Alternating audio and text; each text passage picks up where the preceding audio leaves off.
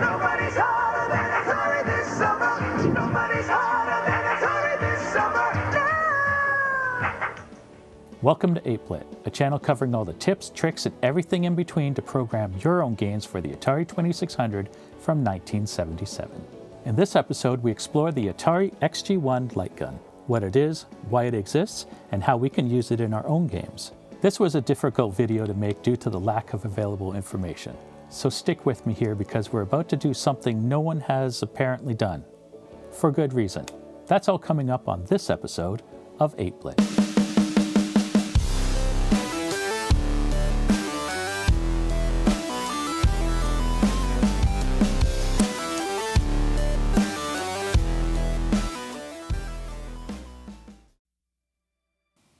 This channel is supported by viewers like you. A huge thanks to all our patrons that help keep the intrepid spirit of 8-bit game programming alive by donating a few dollars each month.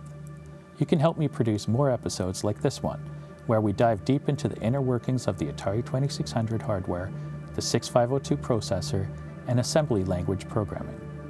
Our patrons are also featured in the credits of each video. To become a patron, check out the link in this episode's description. Thank you all for your continued support. Your contribution is greatly appreciated. Light guns have been a part of gaming history for decades. First introduced in 1936 with the mechanical duck hunting game Ray of Light by Seeburg, a manufacturer of automated machines such as vending equipment, jukeboxes, and coin-operated phonographs. The game featured a model duck that moved across a pond scene depicted within a cutout of a wooden box, and had a light-sensing vacuum tube within the duck's body. Pulling the trigger on the game's built-in rifle would engage a light inside the barrel, which the duck's sensor would detect should the marksman's aim not run foul. And what may seem like a massive leap in technology for the time, the early 1950s brought us the invention of what we later referred to as a light pen, which was a light-sensing wand that worked in conjunction with a CRT screen. The light pen would find wide use within early computing, especially in aerospace and military applications. However, probably due to the enormous cost, complexity, and size of the machines, the technology would not become synonymous with games until a couple decades later. In the mid-60s, Sega, Midway, and Williams all made electromechanical games such as 1965's Periscope, Captain Kidd Rifle in '66, and Arctic Gun in '67. In 1968, Sega brought out Duck Hunt, which used rear image projection with animated moving targets that disappeared when they were shot. This closely resembled an electronic game, but was still electromechanical with the image projection and animation done in the manner of a zoetrope. The 1970s brought us true electronic arcade games, starting with Pong in 1972.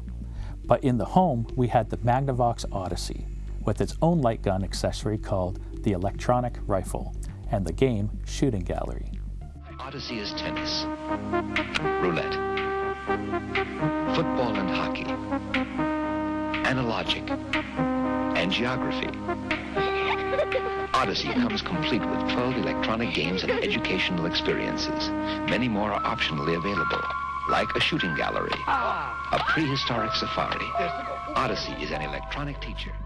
The light guns of this era flipped how they operated due to the use of bright video screens. Now, the light sensor was moved from the target and placed in the barrel of the gun. The on-screen targets would light up, which the gun would detect, exactly how the light pen operated a couple decades earlier. In 1985, the Nintendo Entertainment System was released in North America, which introduced the light gun to a large home audience, along with the games Duck Hunt and Hogan's Alley, followed by the Sega Master System in 1986 with the Light Phaser and Safari Hunt.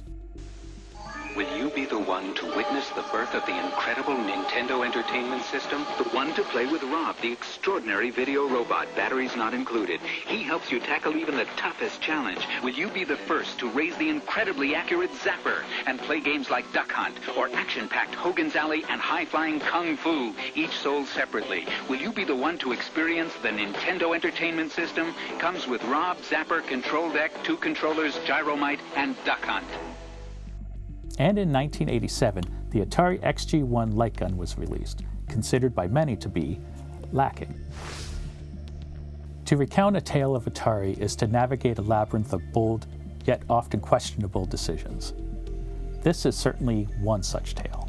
After the Atari Video Computer System, VCS, debuted in 1977, it took approximately 5 years for its successor, the Atari 5200, to be released in 1982.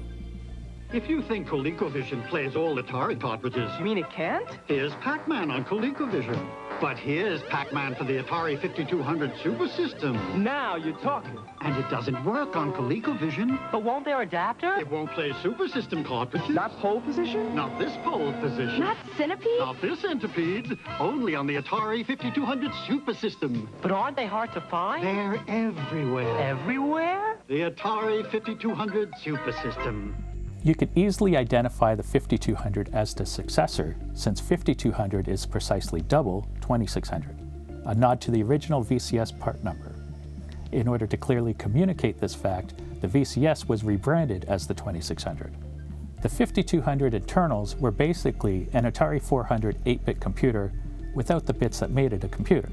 Due to it being a little late to market and lack of any backwards compatibility with the hundreds of games available for the 2600, the 5200 achieved a lackluster reception and was pulled from the shelves after only a couple of years. In 1986, Atari released the 7800 console, 3 times that of the 2600, and keeping up with the now established naming convention. And it was good.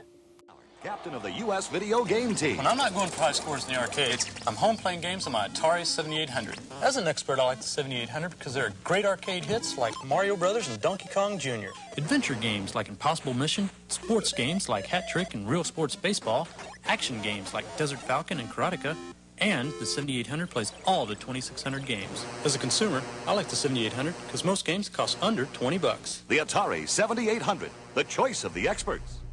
I mean, it had hand-cramping controllers, but they were accurate, and it was backwards compatible with the majority of 2600 games. Just not the 5200 games. At the time of release, it was competing directly against the Nintendo Entertainment System, which had already established an 80% market share. Even though the 7800 was technically impressive at the time, it couldn't compete against Nintendo's dominance, but did manage to sell over 1 million units until its discontinuation in 1992. Not content with having one mildly successful game console on the market, the Atari XE game system was released in 1987, 1 year after the 7800 was released. It was basically an Atari XE 8-bit computer that could operate without a keyboard. Essentially, an upgraded 5200, but weirdly totally incompatible with it. The XE game system could be purchased either with an included joystick or as a deluxe set with a joystick, keyboard, and yes, finally, the XG-1 Light Gun. The Atari XE. 2 systems in one for twice the fun. With the Atari XE game system, I can experience all the excitement and challenge of the arcades and the real-life action of sports. Or I can use the Atari XE as a computer to help me with my homework. 2 systems in one for twice the fun. The Atari XE. And now Atari will give you a $50 rebate on your XE system, making your cost under $100. System includes console, keyboard, joystick, light gun, and 3 software programs. Great games! Helpful computer applications. See your Atari dealer for details today. The XG-1 Light Gun functions similarly to a light pen, but with a grip and a lens to better focus light from the CRT screen. It connects to the console using the DE9 port, just like other controllers. It's generally regarded as inaccurate, with many users pointing out issues with horizontal tracking. The model bundled with the XE and sold separately is a very pale gray, while a reddish-orange variation was planned for the 2600 and 7800, but ultimately cancelled. The XE game system saw a total of 7 games utilizing the gun, while the 7800 had 5 and the 2600 had Sentinel. Released in 1990, it was the Atari 2600's only original released light gun game.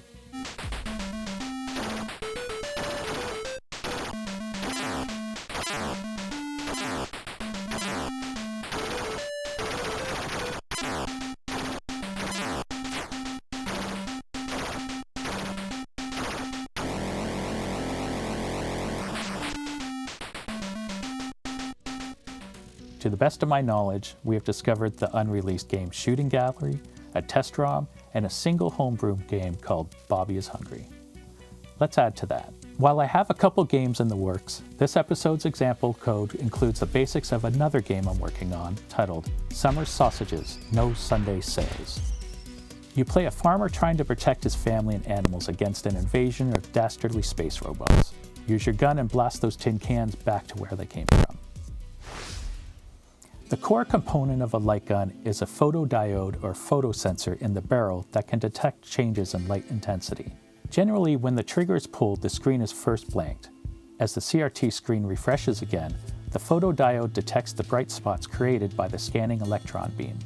When the beam is in a position in such a way that the lens inside the barrel of the gun can focus light on the sensor, then a hit is registered and the gun sends a signal to the console.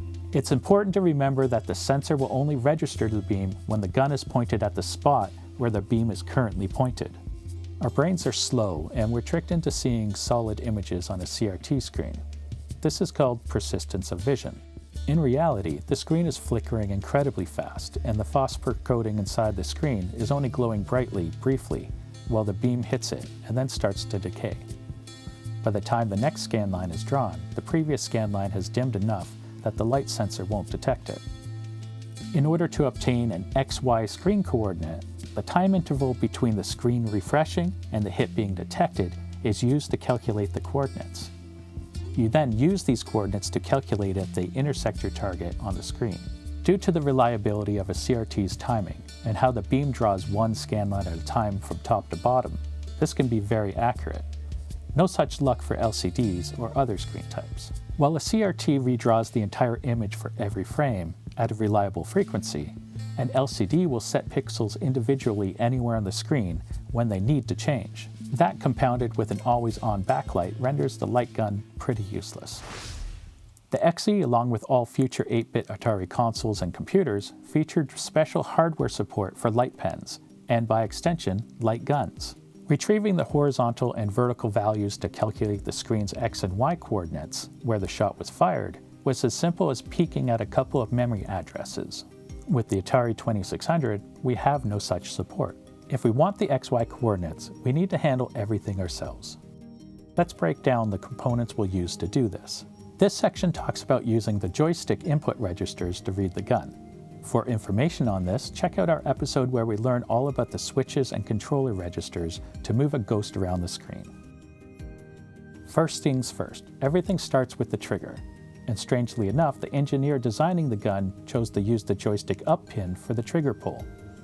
That's the switch A register, with either bit 4 high for a player 1 trigger or bit 0 for a player 2.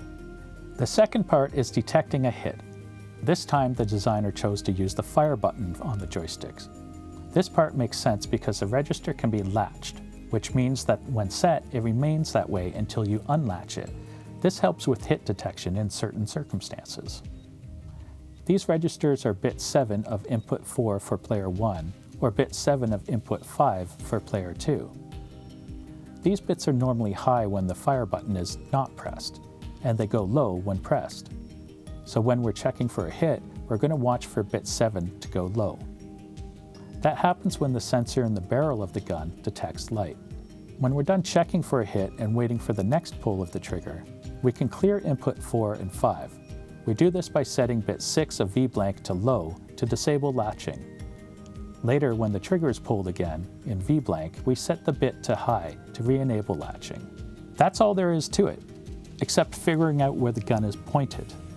Unfortunately for us, this part is super complicated. So much so that all the available Atari 2600 light gun programs basically copy the same piece of code. So much so that the Atari Stella emulator only works with this one method, as far as I can tell. Let's have a go at trying to explain what's happening after you press the trigger, and see why it is the way it is. Everything comes down to precise timing. Trust me, I fiddled with this code, just a little, and even a couple of cycles off just ruins your day. For this explanation, I'll stick with describing the timing code and skip past any game-related logic. We'll go over the main game loop a little later. To start on the right foot, we need to make sure that all the related code fits into the same page of memory. This is required because crossing a page boundary can cost you a machine cycle or two. For this to work, we need to be accurate down to the cycle. We'll cover pages and memory addresses in a future video, so make sure you poke that subscribe button to get a peek at new episodes. This all starts after the trigger is pulled and we've already begun V-blank on a new frame. The first few lines are handling the remainder of the V-blank. Next, this is perhaps the most crucial part of the process, we set the background color to yellow, but it can be any bright color you want. If you've been following along with other episodes in this series, you'll know by now that your display kernel is drawing one scanline at a time, starting at the top left of your CRT screen and working its way from left to right on each scanline all the way down to the bottom right. After we set the background color, we don't have to do anything else in terms of drawing the screen. We literally want to draw a solid color and nothing else. Now, after starting a new scanline with the W-sync and then wasting a few cycles to get the electron beam in the right place, we've primed our loop so each iteration will start with the beam in the same location when we start to check for light detection. Entering that loop starts our course test. This is used to get a general horizontal position where the gun was aimed at. It takes 5 machine cycles to check if we've detected light, and due to the speed of the Atari 2600 processor, we could only check 11 times per scanline. After detecting light, we jump down to where we assign a seemingly magic number into the accumulator register. These are actually the horizontal pixel locations aligning to the 11 read positions. At this point, our vertical Y position value will be correct. However, our horizontal X position value still needs refining to better narrow down exactly where the gun was pointed. We were limited to the 11 position granularity because we could only check the input every 5 machine cycles. That's a span of 15 pixels. This code is going to check for 5 more scan lines with a timing that will read the sensor 1 machine cycle earlier than the previous scan line. This will refine the span down to 1 machine cycle, which is 3 screen pixels. All this gives us the X and Y screen positions where the gun was pointed moments after the trigger was pulled. Now all we need to do is use those values to check if it hit any targets. Let's have a look at this again to break down all the steps visually.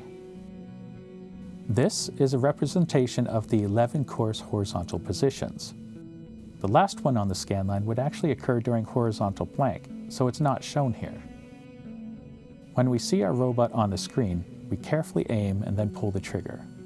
Let's put a blue box on the screen to show where our gun was pointed. At this time, we're only concerned with detecting light, so let's hide our robot for now. As the beam is moving across the screen, we're checking at each course horizontal position to see if we see light. If not, we move on to the next. If we saw light during a check, like we have in this example, then we remember which scanline this is to use as the vertical Y position of our shot.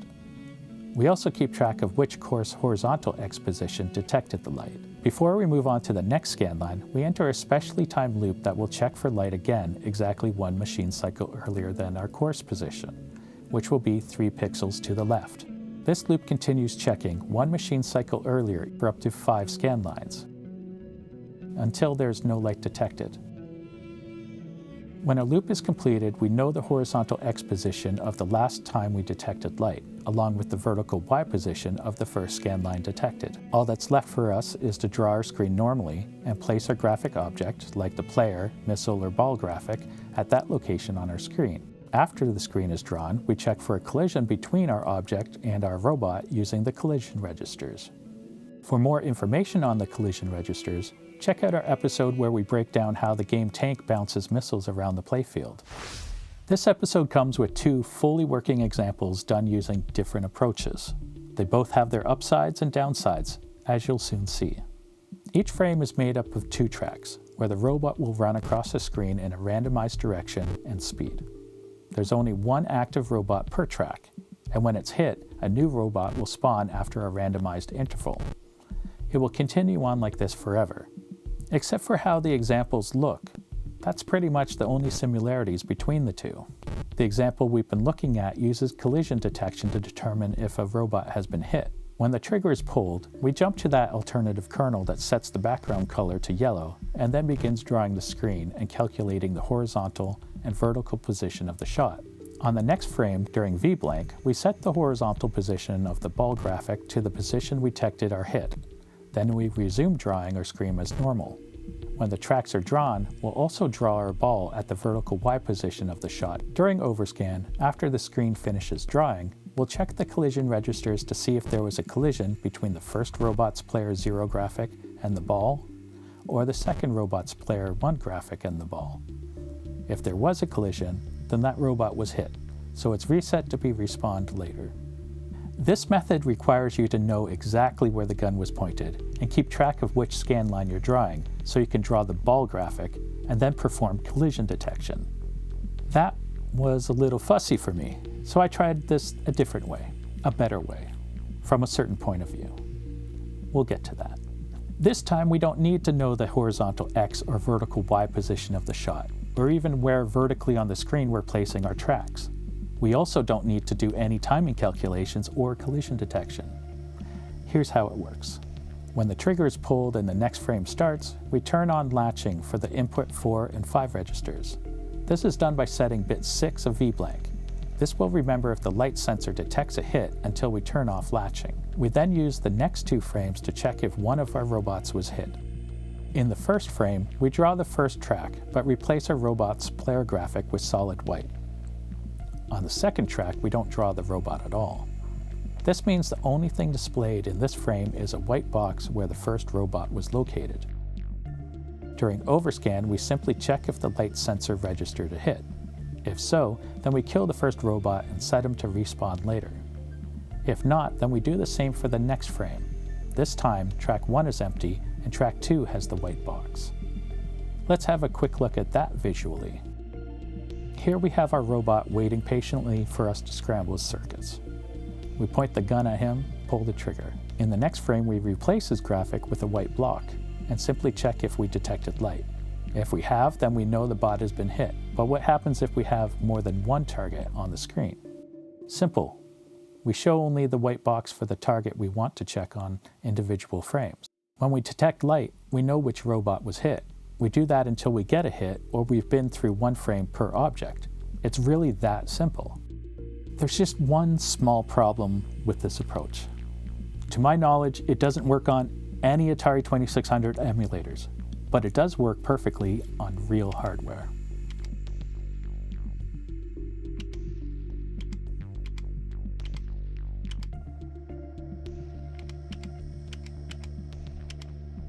In Stella, we use the mouse to act as our light gun. We simply point at where we want to shoot and click the mouse button. However, no matter where we click, we'll never hit the robot. I don't know exactly how the Stella emulation handles the light gun, but the code is open source, so if anyone wants to dig into that and report back, I would greatly appreciate it.